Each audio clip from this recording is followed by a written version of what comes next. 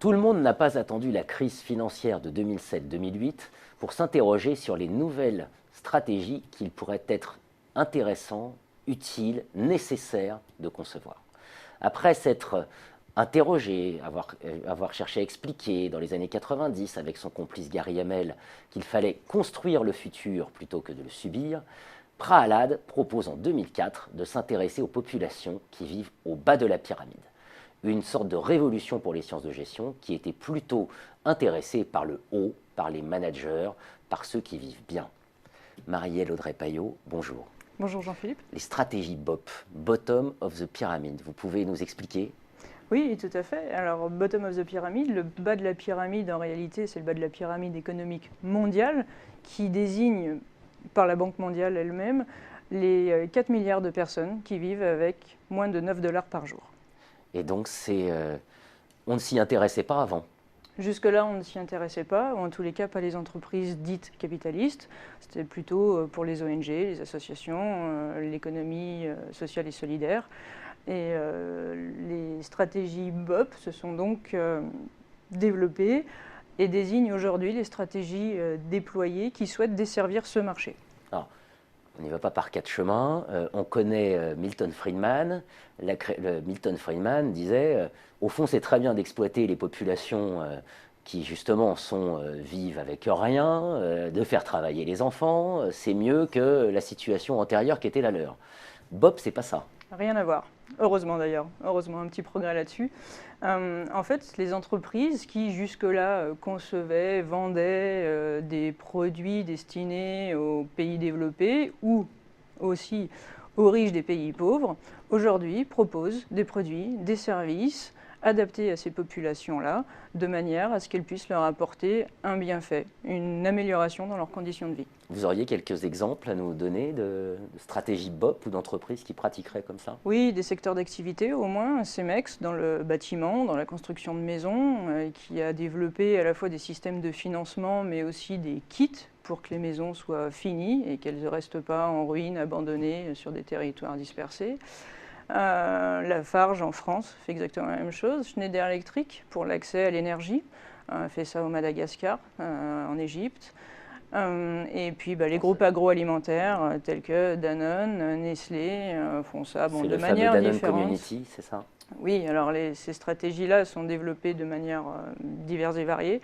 Danone fonctionne avec des fonds, les fonds écosystèmes, les fonds Danone Communities, qui aident le groupe à déployer ce type de stratégie.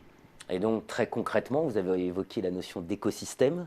C'est ça le BOP, c'est-à-dire c'est pas venir sur un territoire Exactement. juste pour exploiter ce territoire. Alors, bien souvent, on voit les stratégies BOP comme étant simplement une stratégie d'offre, c'est-à-dire un produit et service destiné aux plus démunis. Malheureusement, cette conception elle existe, cette manière un peu simpliste de voir BOP, mais c'est aussi des stratégies qui existent, donc il ne faut pas non plus les éliminer. Ni les négliger, parce qu'elles sont aussi importantes sur certains territoires. En revanche, ce n'est pas seulement une stratégie d'offre.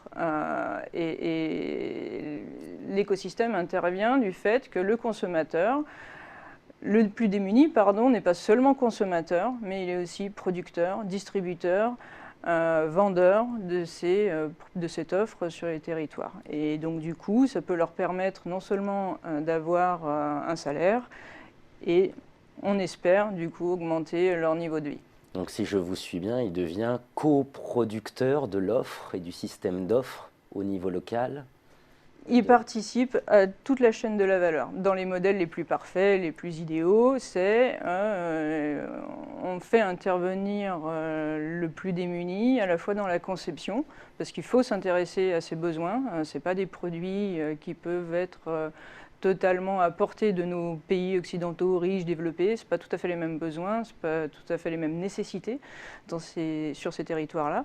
Et donc, du coup, le plus démuni intervient complètement dans la co-conception. D'accord. Alors, moins de 9 dollars par jour, 4 milliards de nouveaux consommateurs, dit Prahalad. On imagine que les problématiques de contexte doivent être absolument considérables selon les pays. Enfin, on parle de gens qui vivent avec moins de 9 dollars par jour. Il faut bien matérialiser ce dont on parle.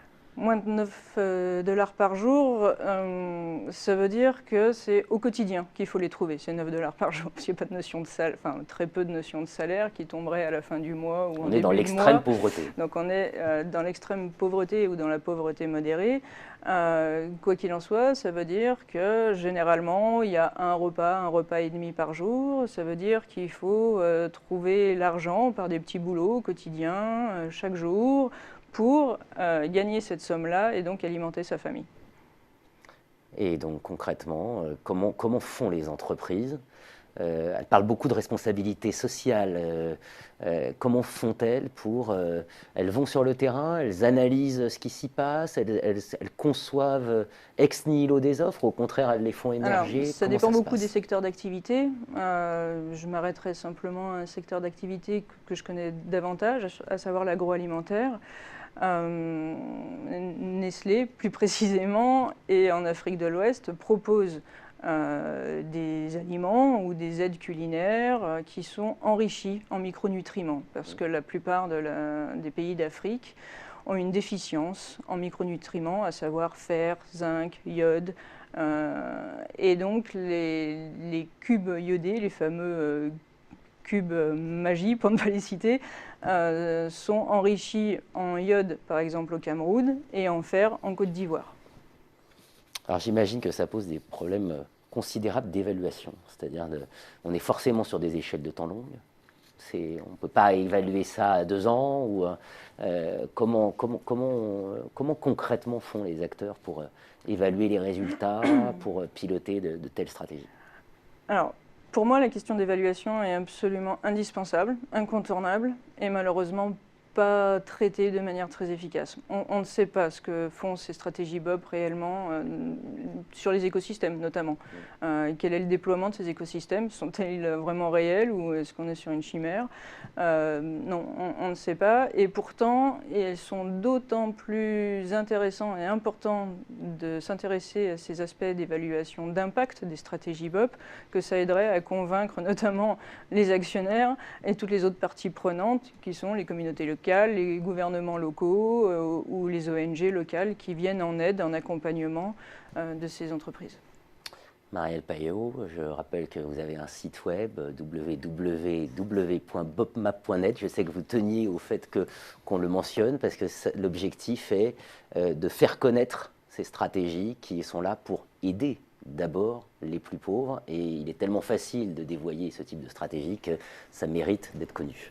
C'est un sujet qui est facilement polémique, qui entraîne un petit peu de suspicion, qui est à la fois très complexe, donc c'est normal qu'il y ait des détracteurs, c'est normal qu'il y ait des idées fausses.